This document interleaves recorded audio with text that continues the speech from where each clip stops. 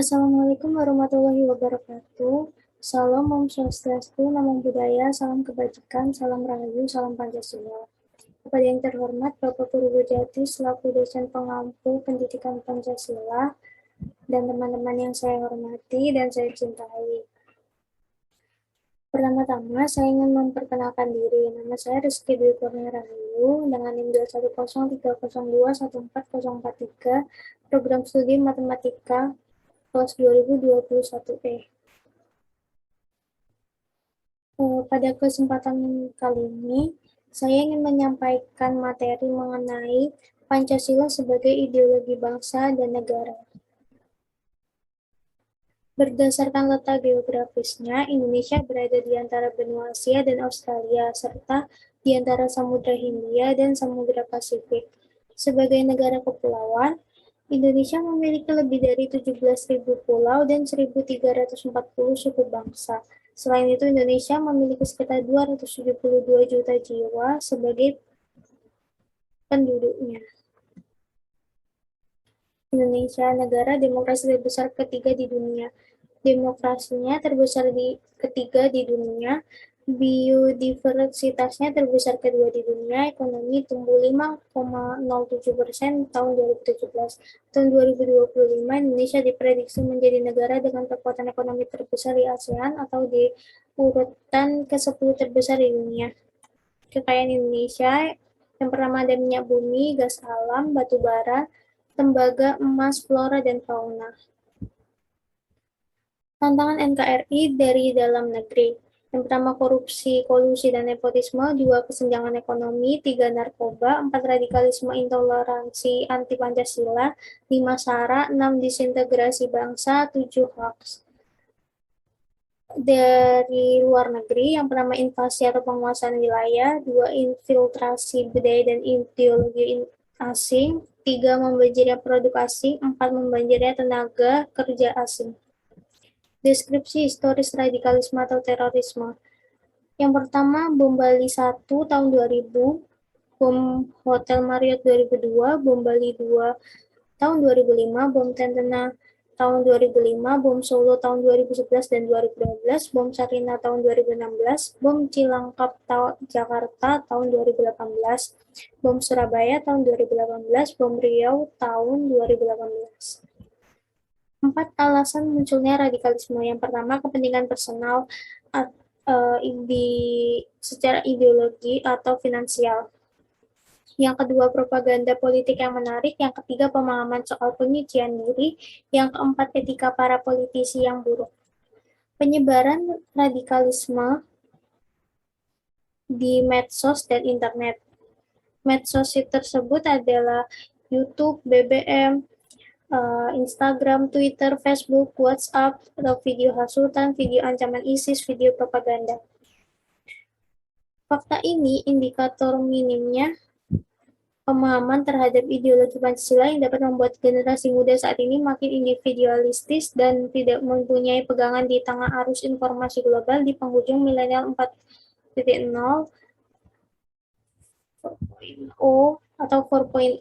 Tantangan ini harus ditangkal dengan peneguhan wawasan kebangsaan dan ideologi Pancasila sebagai ideologi pemersatu ikatan kita sebagai bangsa Indonesia.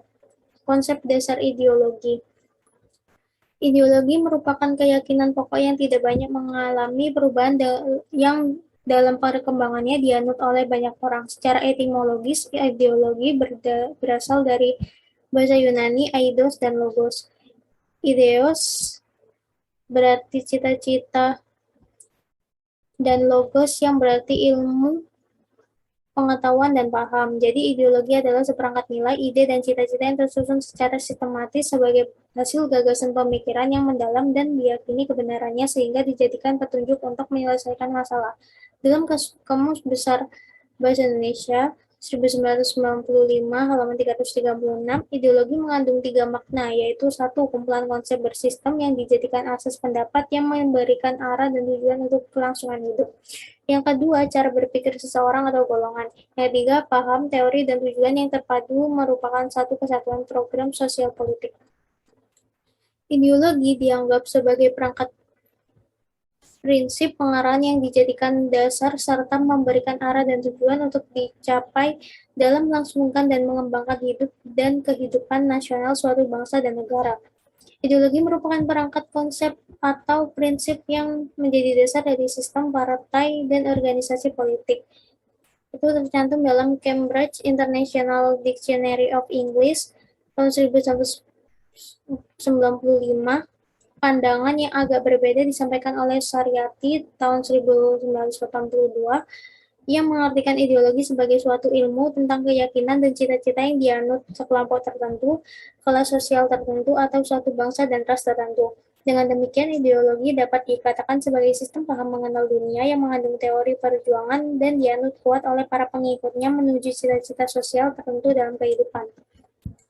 Dalam pandangan Ribeiro tahun 1986, ideologi sebagai suatu paham mengandung unsur-unsur yang pertama, pandangan yang komprehensif tentang manusia, dunia, dan alam semesta dalam kehidupan. Yang kedua, rencana penataan sosial politik berdasarkan paham-paham tersebut. Yang ketiga, kesadaran dan rancangan dalam bentuk perjuangan, melakukan perubahan-perubahan berdasarkan paham dan rencana dari ideologi tersebut. Yang keempat, usaha mengarahkan masyarakat untuk menerima ideologi tersebut yang menuntut loyalitas dan keterlibatan para pengikutnya. Yang kelima, usaha memobilisasi seluas mungkin para kader dan massa yang akan menjadi pendukung ideologi tersebut.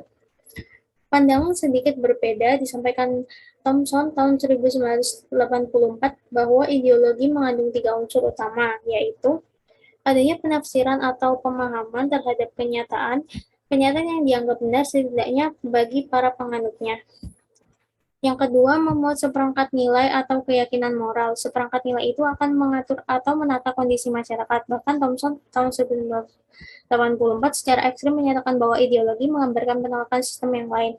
Yang ketiga, memuat orientasi pada suatu tindakan. Hal ini mengandung makna bahwa ideologi bukan sekedar penafsiran semata, akan tetapi merupakan pedoman untuk mewujudkan nilai atau keyakinan moral. Oleh karenanya, ideologi harus memiliki suatu interpretasi, etika, dan retorika. Ideologi akan bermakna jika dianut dan diyakini oleh para pengikutnya.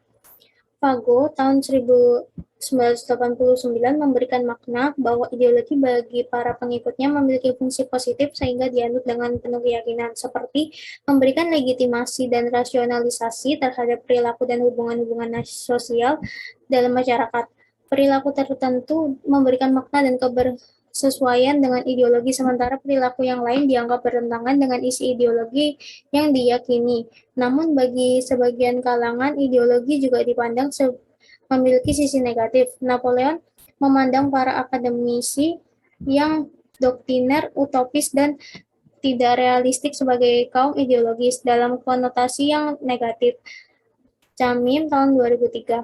Sastra Prateja tahun 1996 memberikan argumentasi bahwa ideologi ada kecenderungan untuk memisahkan in-group kita dari out-group mereka. Ini memberikan makna bahwa ideologi berfungsi menyatukan berbagai kalangan untuk satu tujuan. Mengingat dapat menyatukan berbagai kalangan, maka ideologi juga memiliki sifat futuristik karena memberikan gambar masa depan.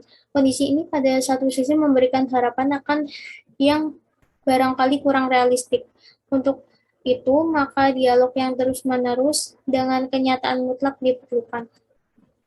Dimensi ideologi. Yang pertama, dimensi realitas. Dimensi realitas mencerminkan kemampuan ideologi untuk mengagregasikan dan mengadaptasikan nilai-nilai yang hidup dan berkembang dalam masyarakat. Ideologi mencerminkan citra bahwa dirinya sama dan sebangun dengan realitas yang ada dalam masyarakat.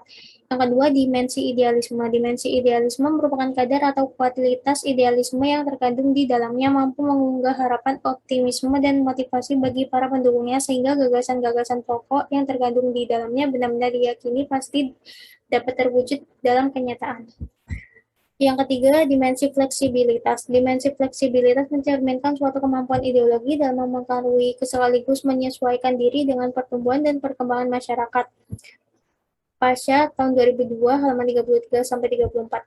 Hal ini mengandung arti bahwa ideologi harus mampu mengikuti perkembangan zaman tanpa mengubah jati diri yang sesungguhnya. Perubahan akan terus terjadi sehingga yang akan ada sepanjang masa ada perubahan itu sendiri. Dimensi-dimensi ideologi di atas akan dapat dijadikan sebagai dasar untuk memberikan gambaran apakah ideologi suatu bangsa dapat bertahan atau akan lapuk dimakan zaman. Ideologi akan dapat berkembang dengan baik dalam sejarah bangsa apabila nilai-nilainya dijaga, dipelihara, dan diwujudkan dalam bentuk nyata dalam seluruh perkehidupan bangsa. Ideologi Pancasila di tengah ideologi lain. Ideologi liberalisme. Ideologi liberalisme berpangkal pada ontologis bahwa manusia pada hakikatnya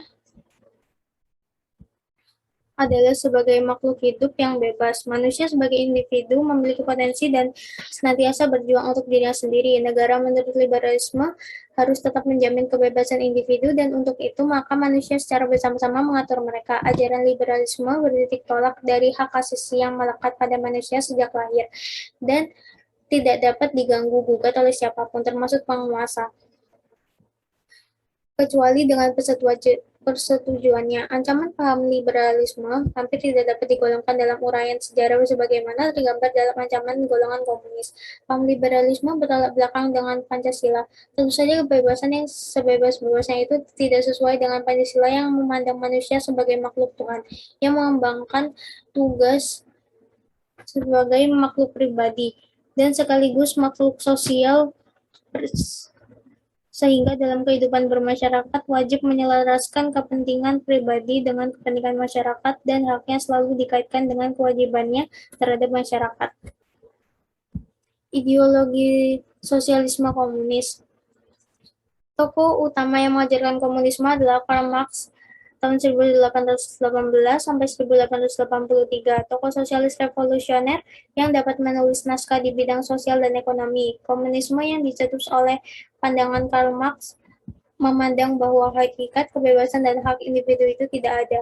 Ajaran komunisme didasarkan atas kebendaan dan menghendaki masyarakat tanpa nasionalisme. Hal ini bertolak belakang dengan ajaran Pancasila. Secara tegas, Pancasila menyatakan bahwa nasionalisme yang dijiwai oleh kemanusiaan yang adil dan beradab. Ideologi komunisme mendasarkan pada suatu keyakinan bahwa manusia pada hakikatnya adalah makhluk sosial saja. Manusia pada hakikatnya adalah kumpulan relasi sehingga yang mutlak adalah komunitas dan bukannya individualitas. Perombakan masyarakat merupakan ajaran komunis, hanya mungkin dilakukan oleh kaum proletar dan jalan mengadakan revolusi yang kemudian menjalankan pemerintahan secara diktator yang mutlak. Proses globalisasi yang terjadi dewasa ini telah membawa dampak yang luas dalam kehidupan manusia. Dalam bidang ideologi, kita melihat adanya dua kekuatan ideologi besar, yaitu ideologi liberalis dan ideologi komunis. Dua ideologi tersebut menjadi kekuatan dunia selama beberapa dekade yang dipelopori oleh Amerika Serikat dan Uni Soviet. Namun dalam era globalisasi yang sedang berjalan ini, ideologi komunis tidak mampu bertahan.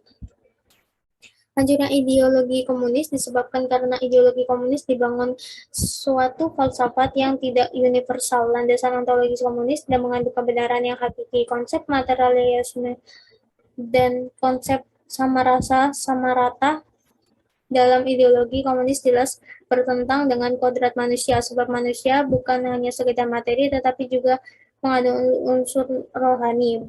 Berbeda dengan ideologi komunis, ideologi liberalis yang sampai sekarang masih bertahan didasarkan pada kebebasan. Negara Amerika Serikat sebagai adik kuasa dibangun atas dasar filsafat liberalisme. Hal ini sesuai dengan sejarah negara Amerika Serikat sendiri yang dibangun oleh orang-orang yang sejak awal ingin mencari kebebasan. Namun dalam perkembangan selanjutnya, liberalisme mengarah kepada individualisme, yakni kepentingan dan hak-hak individu lebih ditonjolkan. Ideologi Pancasila. Suatu ideologi pada suatu bangsa pada hakikatnya memiliki ciri khas serta karakteristik masing-masing sesuai dengan sifat dan ciri khas bangsa itu sendiri. Ideologi Pancasila sebagai ideologi bangsa dan negara Indonesia berkembang melalui suatu proses yang cukup panjang. Pada awalnya secara kasualitas, Pancasila bersumber dari nilai-nilai yang dimiliki oleh bangsa Indonesia, yaitu dalam adat istiadat, serta dalam agama-agama bangsa Indonesia sebagai pandangan hidup bangsa. Ideologi Pancasila mendasar pada hakikat sifat kodrat manusia sebagai makhluk hidup dan makhluk sosial. Selain itu, bahwa manusia menurut Pancasila berkedudukan kodrat sebagai makhluk pribadi dan sebagai makhluk Tuhan Yang Maha Esa. Pancasila adalah ideologi bangsa Indonesia yang digagas oleh the founding father setelah melakukan perenungan yang mendalam dan panjang untuk menyepakati Pancasila sebagai ideologi negara Republik Indonesia.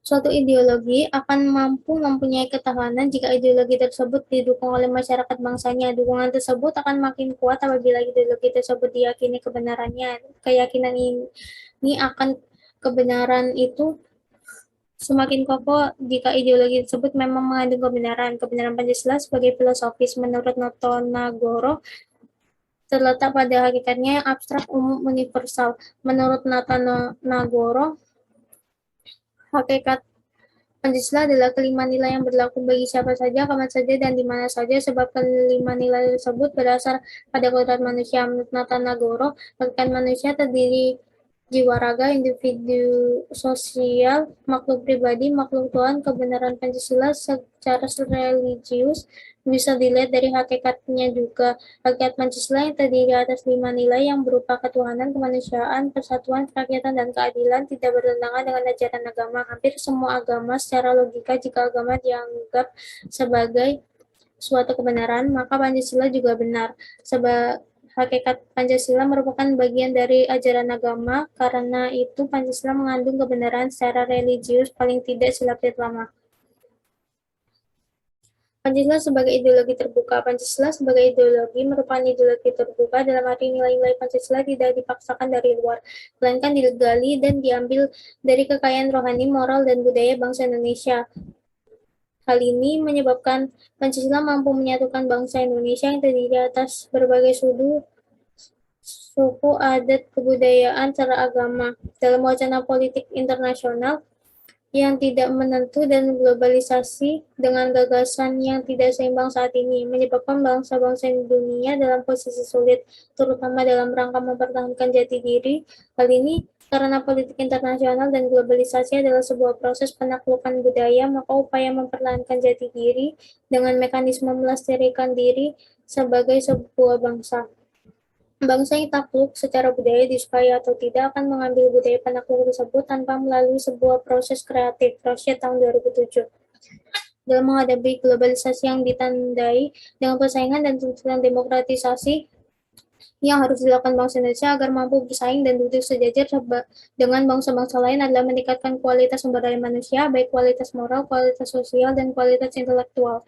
Kualitas moral dan kualitas sosial berkaitan dengan jati diri bangsa. Pembangunan jati diri bangsa bukan hal yang instan, melainkan membutuhkan waktu panjang dan harus memulai sejak dini serta dilaksanakan terus-menerus. Proses kreatif bangsa adalah upaya bangsa untuk melakukan evaluasi diri secara terus-menerus, keberanian meninggalkan aspek negatif budaya sendiri, mengambil aspek positif budaya mainstream, serta mengambil keputusan atas postur budaya mereka sendiri dengan penuh tanggung jawab. Peran kreatif manusia harus dipandang sebagai peran utamanya sebagai makhluk sejarah. Sejarah adalah kisah upaya kreatif manusia dalam menjawab tantangan hidup. Pertanggungjawaban yang kita tagih pada setiap manusia mensyaratkan bahwa manusia diberi kewenangan kreatif. Kewenangan kreatif ini dipijakan pada kapasitas kreatifnya, yaitu satu, kepekaan dan kepedulian terhadap lingkungan termasuk pasar yang dilayaninya, dua, kesanggupan untuk melayani orang lain secara tidak diskriminatif, tiga, kejujuran untuk melakukan evaluasi diri secara terus-menerus, empat, kekayaan imajinasi untuk menyediakan alternatif pemecahan masalah, lima, kecerdasan untuk menilai kelayakan rumusan pemecahan masalah tersebut, enam, keberanian untuk memilih pemecahan masalah dengan penuh tanggung jawab, tujuh, keterampilan untuk melaksanakan pemecahan masalah tersebut secara etis, terutama dalam sebuah lingkungan yang menjebak. Materi ini saya dapatkan dari buku Tim MKU Pancasila, Pendidikan Pancasila Universitas Negeri Surabaya tahun 2019, Pendidikan Pancasila, penerbit UNESA University Press, anggota IKAPI, ISBN 9786024490379, halaman 1 sampai 296. Sekian dari saya, terima kasih. Wassalamualaikum warahmatullahi wabarakatuh.